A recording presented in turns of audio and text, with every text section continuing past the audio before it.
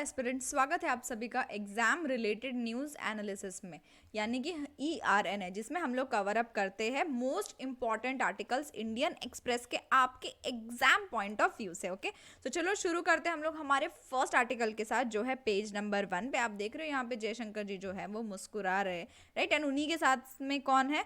Australia के counter part, that is Penney Wong. इनके बारे में कल हमने पढ़ा था। ऑस्ट्रेलिया और इंडिया के बीच में 2+2 डायलॉग हुआ था कि नहीं? उस बारे में जो आर्टिकल है वो मैंने कल आपको समझाया था। But guys, apart from it कुछ और चीज़ों के बारे में भी बात हुई, जैसे गाजा हॉस्टेज टेकिंग अनएक्सेप्टेबल, ऐसा जयशंकर जी ने कहा। एंड अर्जेंट नीड होनी चाहिए टू एंश्योर रिलीफ। इस बारे में क्या बोला क्या नहीं बोला, इसको हम लोग समझने वाले हैं। So the Palestinian concerns must be address, there can only be a 2 state solution. ऐसा कहा उन्होंने कि सिर्फ और सिर्फ 2 स्टेट सॉल्यूशन रहेगा। और उसी के साथ साथ उन्होंने ये भी बोला कि अर्जेंटली नीड है किस चीज़ की, जो कि हम सभी को पता है, ह्यूमैनिटेरियन एड और रिलीफ जो है ना वहां तक पहुंचाने के लिए। किसको पहुंचाने के लिए? गाजा के पॉपुलेशन को।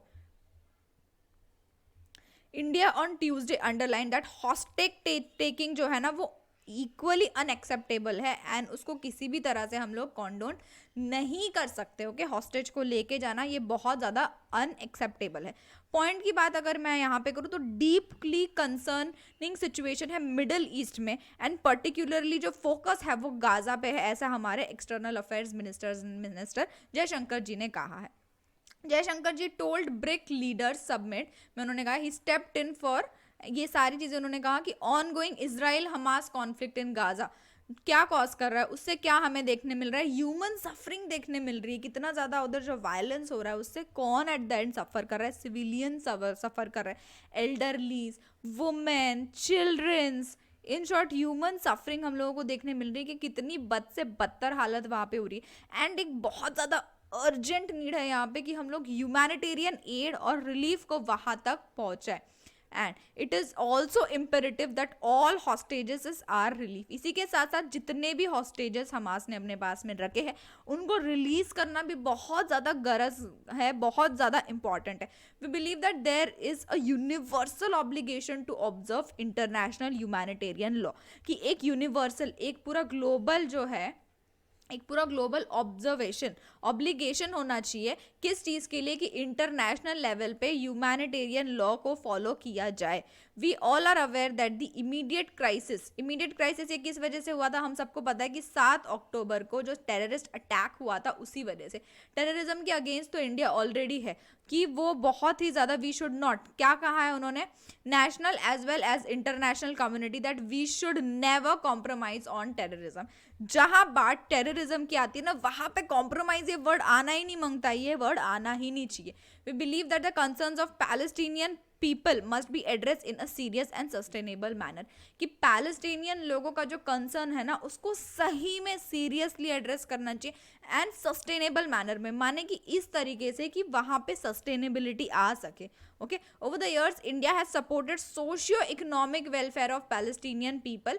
हमने ऑलरेडी उनके सोशियो इकोनॉमिक वेलफेयर को सपोर्ट किया ही है, and strengthening of their national institution. And the third set of issues relate to the rights and the future of Palestinian.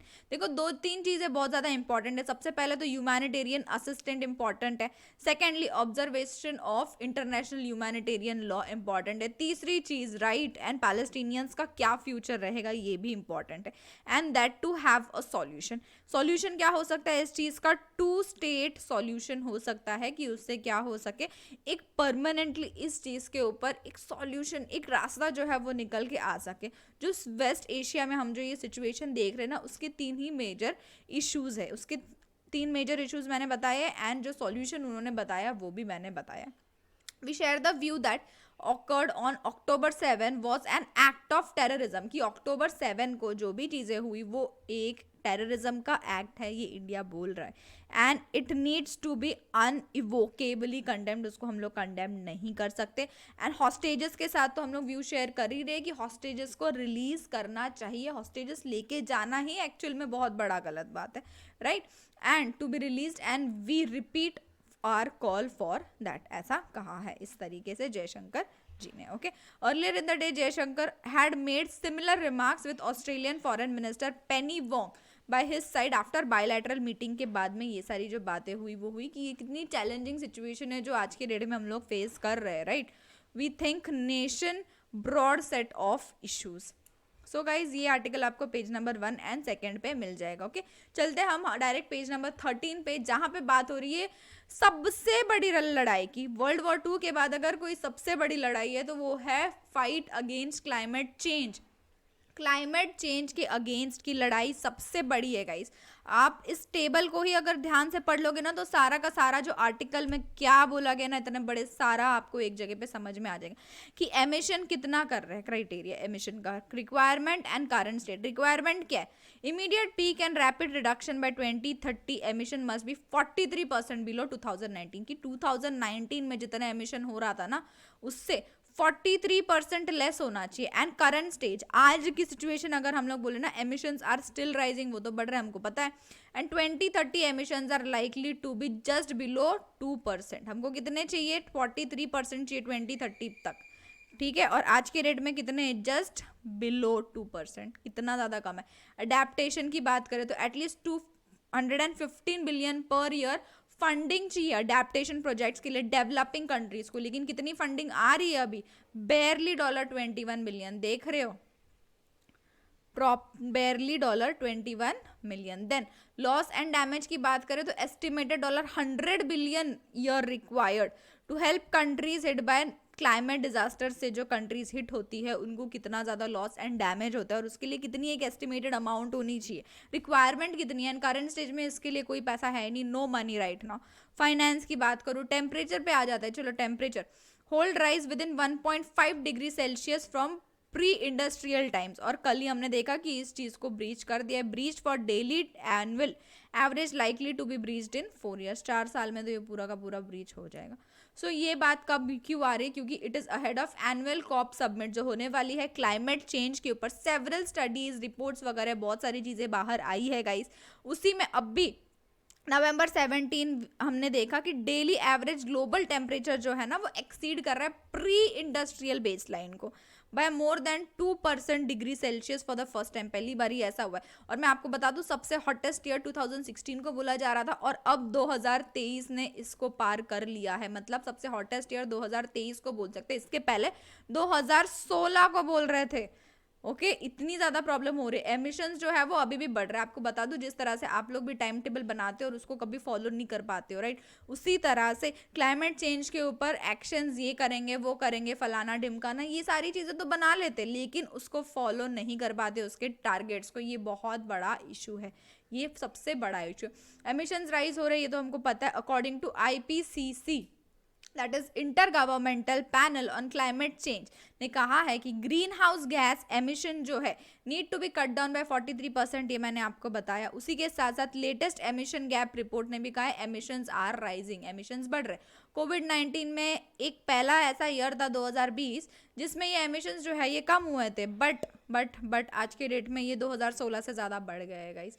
Meeting the 2030 target would now mean ensuring a reduction of almost 9% every year on average. की 9% का हमको क्या चाहिए? Reduction चाहिए, जो होने वाला नहीं है, हम सभी को पता है, right. Struggling to adapt with temperature rising countries need to learn to survive. जैसे देखो आपको पता है सबसे स्मार्टेस्ट प्राणी कौन है? कॉकरोचेस. क्यों? क्योंकि वो लोग हर टेम्परेचर में सर्वाइव कर गए. डायनासोर्स के टाइम पे भी कॉकरोचेस थे और हमारे टाइम पे भी कॉकरोचेस है, राइट. अब हालांकि हमारे तरीके बदल गए कि बेगॉन नहीं मिलेगा तो पैरागॉन भी चल जाएगा, राइट, उसको मारने के लिए. ऐसा हम लोग कर लेते हैं कभी कभार. लेकिन सोचो उन्होंने खुद को कितना ज़्यादा इम्यून कर लिया है, राइट. कितना ज़्यादा टेम्परेचर के हिसाब से अपने आप को एडजस्ट कर लिया. उन्होंने कितना ज़्यादा अडेप्ट कर लिया है. सबसे ज़्यादा अडेप्शन है उनमें.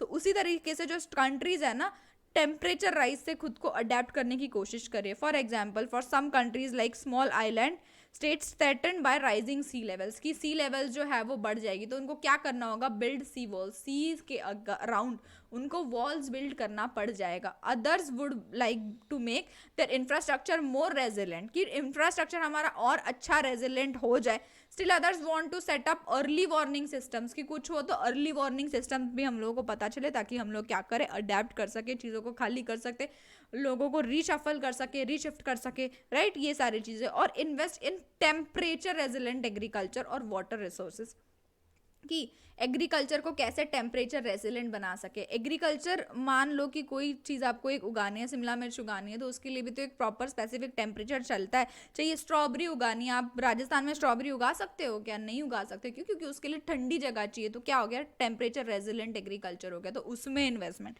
वाटर रिसोर्सेज में investment, right. All this requires large some of money. जो डेवलपिंग कंट्रीज, भाई वो तो खुद ही डेवलप हो रही है, वो कहाँ से लाएंगी developing countries?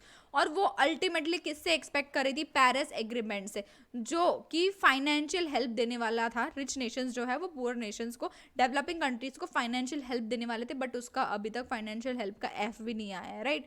But little things have been forthcoming, जैसे ग्लासगो क्लाइमेट कॉन्फ्रेंस जो हुई थी 2021 में, वहां पर रिच नेशंस ने, rich countries had agreed to double the amount of money, कि अडेप्टेशन प्रोजेक्ट्स के लिए जो पैसा लगेगा ना, अगर 100 रुपये लग रहे हैं तो हम 200 देंगे, हम अमाउंट को डबल कर देंगे 2025 के प्रोजेक्ट्स तक।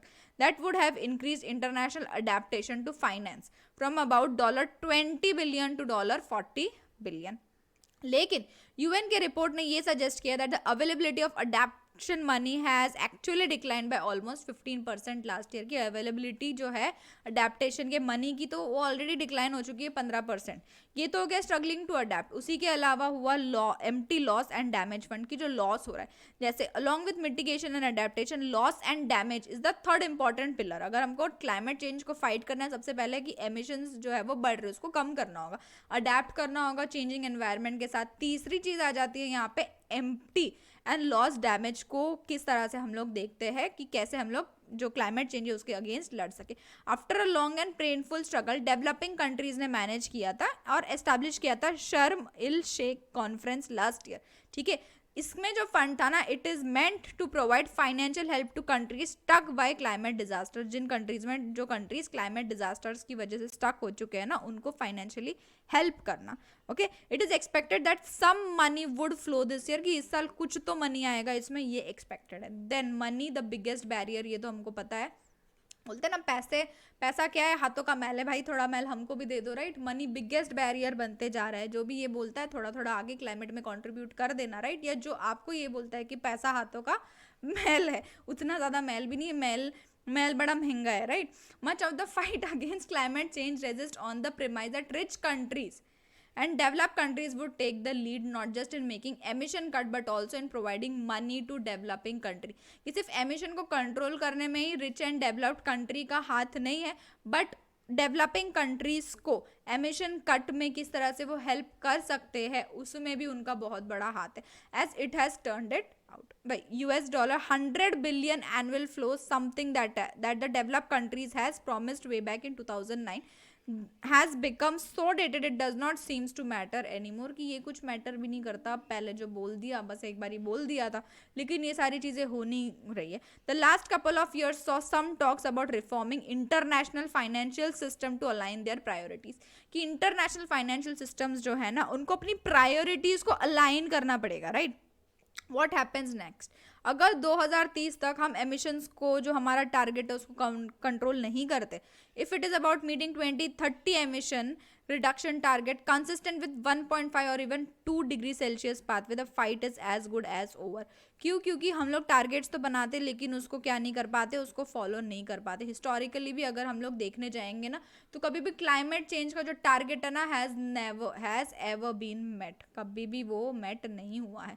इस साल तो कल ही मैंने बताया कि 86 डेज में जो है डेली टेम्परेचर एक्सीड कर दिया है 1.5 degree Celsius, pre industrial era वाला, राइट। एंड द ईयर 2023 है, तो मैंने बताया कि वार्मेस्ट एवर एमर्ज होने वाला है, सरपास कर दिया उसने 2016 के सारे रिकॉर्ड्स, जो गाइज बहुत ही ज़्यादा चिंतामयी है, right. We should think about it कि हम लोगों को किस तरह से इन चीज़ों को टैकल करना चाहिए। There are still possibilities of pull back through technological intervention like carbon dioxide removal. अगर कार्बन डाइऑक्साइड रिमूवल करते हैं किसी तरीके से through these technologies as far from becoming mainstream and economical, but every climate scenario beyond 2040 relies heavily on these technologies से ही हम लोग कुछ ना कुछ अभी कर सकते हैं, चीज़ें जो है वो दिन पर दिन टफ पे टफ होते जा रहे. Eventually countries would learn to minimise loss of lives in disaster at least from predictable events, कि अगर टेक्नोलॉजी की वजह से प्रेडिक्ट हो गया तो वो जो डिजास्टर्स है उससे कम से कम बच सकती है, राइट. तो ये सारी चीज़ें हैं. यहाँ पे सबसे बड़ी लड़ाई है, कौन सी लड़ाई मैंने आपको बताई, fight against climate change. Okay, so for making a change we should change first, तब तो चेंज लाएंगे. बोलते ना चेंज जो है वो घर से होना चाहिए, हमसे होना चाहिए. चलो तो आ जाओ पेज नंबर 13 पे और देखते हैं यहाँ पे कि टेररिस्ट ऑर्गेनाइजेशन किस किस कंट्रीज ने बोला है हमास को. Which countries recognized Hamas as terrorist organization? See, Israel ने तो already designated Lashkar e Taiba LET as terror organization, इनको ऑलरेडी इन्होंने डिक्लेयर कर दिया, calling it a deadly and reprehensible terror organization. ये सब तो हमको पता है. The move comes a few days after ahead of 15th anniversary of 26/11. 26/11 बोलने का मन नहीं करता है मेरा, 26/11 का ही 11 बोलने का ही मन करता है, क्योंकि मैं मुंबई का रही हूँ. टेरर अटैक्स इन मुंबई जो हुए थे, राइट, उसकी 15th एनिवर्सरी थी एंड उसी टाइम पे इन्होंने ऐसा बोला. The designation of LET at this juncture is being seen as a nudge to India to the same with Hamas. Okay, India did initially describe Hamas raids in southern Israel as terrorist attack. Initially तो उन्होंने describe किया कि जो 7 अक्टूबर को जो attack हुए थे वो एक टेररिस्ट अटैक थे, राइट. बट उसके बाद 2 स्टेट सॉल्यूशन के बारे में ही बात कर रही है. ये हमने हमारे फर्स्ट आर्टिकल में भी देखा था. अब देख लेते हैं कि कौन सी कंट्रीज है जिन्होंने हमास को टेररिस्ट ऑर्गेनाइजेशन बुलाया है. अपार्ट फ्रॉम इसराइल ने तो बुलाया है, ये 6 कंट्रीज है with European union. Okay, European union first listed Hamas as terrorist organization in 2001 in the wake of 9/11 attack in US में जो हुआ था उसके बाद में. गाइस फिर आ जाते हैं ऑस्ट्रेलिया पे. The military wing of Hamas, the Izz al Din al Qassam brigades was listed as terrorist organization. ये ऑस्ट्रेलिया ने कब किया था, 2003 में किया था. And in 2022 it listed Hamas को भी टेररिस्ट ऑर्गेनाइजेशन लिस्ट कर दिया अपने क्रिमिनल कोड में. फिर कनाडा में भी ने भी डिस्क्राइब किया है, क्या डिस्क्राइब किया है, Hamas as radical Islamist terrorist organisation, and इसको 2002 में ही लिस्ट कर दिया था कनाडा ने. यूनाइटेड किंगडम ने भी इसको 2001 में प्रेस्क्राइब किया and was extended till Hamas in 2021. Okay, Hamas के मिलिट्री विंग को 2001 में किया था और हमास को 2021 में किया.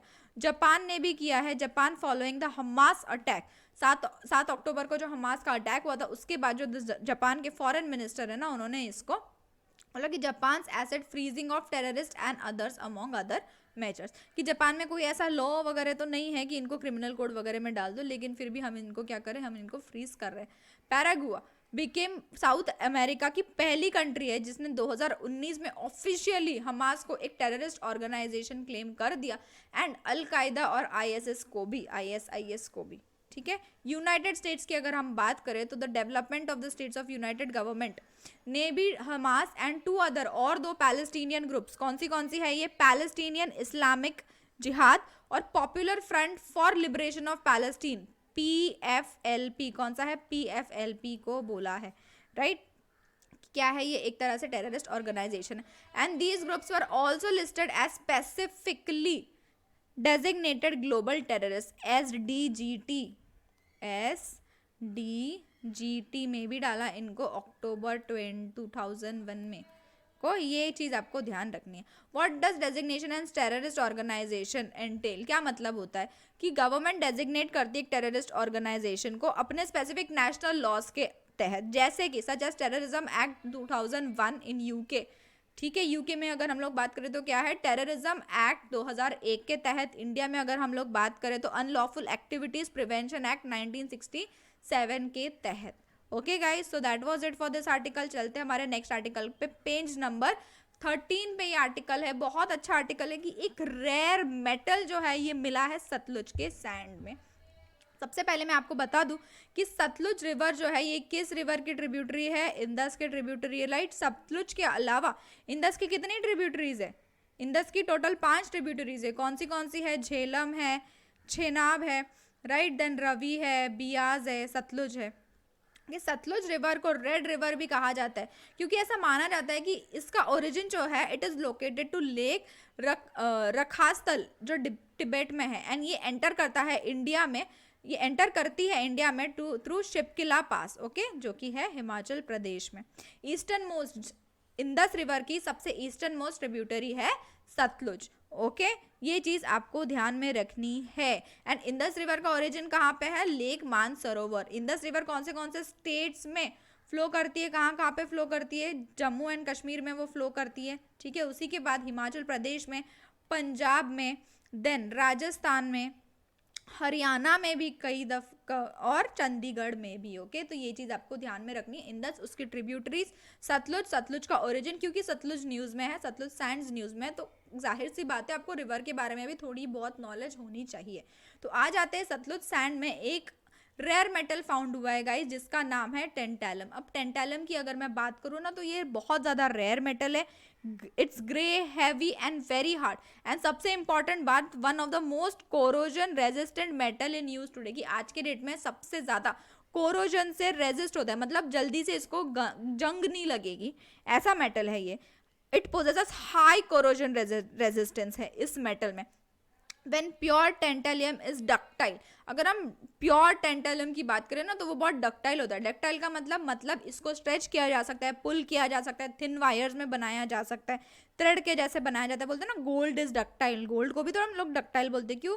क्योंकि उसको पतले पतले वायर्स में हम लोग कन्वर्ट कर सकते हैं, राइट। हालांकि वो बहुत महंगा होता है, इसलिए हम लोग करते नहीं है, हम लोग उसको गले में पहनते हैं। लेकिन सोचो गोल्ड की कितनी छोटी छोटी चीज़ें हम लोग बनाते हैं, क्योंकि वो हाईली डक्टाइल है, इसीलिए। उसी तरीके से जो रेयर मेटल टेंटैलम है वो भी हाईली डक्टाइल है। सबसे इंपॉर्टेंट बात ये है ना कि ये जो मेटल है ना, ये इलेक्ट्रॉनिक्स एंड सेमीकंडक्टर्स में यूज किया जाता है गाइस, जो बहुत बड़ी बात है। And the discovery has been made by a team headed by doctor Reshmi Sebastian, okay, and the team of researchers from IIT Rupar has found the presence।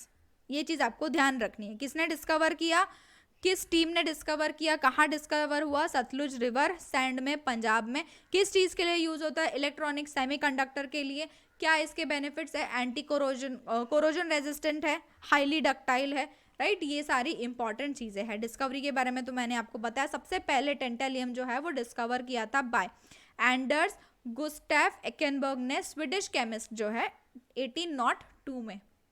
Okay, and इनका नेम पढ़ने का भी एक अलग ही स्टोरी है कि इसको टेंटालियम क्यों बोला जाता है, क्योंकि ये रखा गया एक ग्रीक माइथोलॉजिकल फिगर टेंटालिस, जो रिच थे बट विक्ट थे, उनके ऊपर इसका नाम रखा गया है। एंड इसका यूजेस, जैसे मैंने आपको बताया, इलेक्ट्रॉनिक सेक्टर में इसको यूज किया जाता है, स्पेशली कैपेसिटर बिल्डिंग में।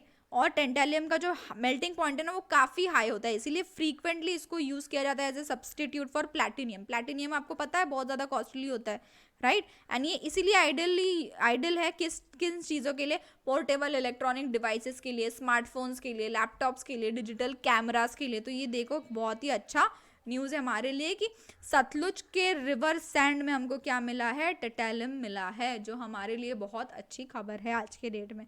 Okay, so that was it. So चलो चलते हैं नेक्स्ट टॉपिक पे। हमारे जो G20 समिट के बारे में बोला जा रहा है, न्यू दिल्ली डिक्लेरेशन। देखो G20 समिट कब हुई थी? सबको पता है, सितंबर में G20 समिट हुई थी। इस बार इंडिया ने उसको होस्ट किया था। कितवी G20 समिट थी ये? This was 18th G20 summit. इसके पहले की समिट 17 समिट कहाँ हुई थी? इंडोनेशिया में हुई थी, बाली, राइट। एंड अब इंडिया के बाद ये कहाँ होने वाली है? 19 समिट कहाँ होगी? ब्राजील में होगी, रियो डी जेनेरियो में। ये आपको ध्यान रखनी है।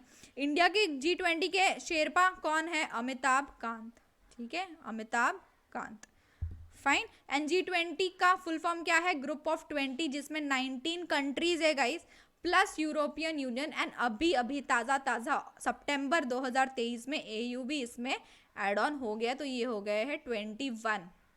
ये चीज़ें ध्यान में रखनी है। अब G20 समिट पास ऑन करने से पहले, इसकी समिट तो इंडिया में हो गई, बट इसकी एक वर्चुअल G20 लीडर समिट होने वाली है, to be held on Wednesday before the end of India's presidency के एंड होने से पहले। इसमें किस बारे में बात करने वाले हैं? डेवलपमेंट के बारे में बात करेंगे, सस्टेनेबल डेवलपमेंट गोल्स के बारे में बात करेंगे, राइट।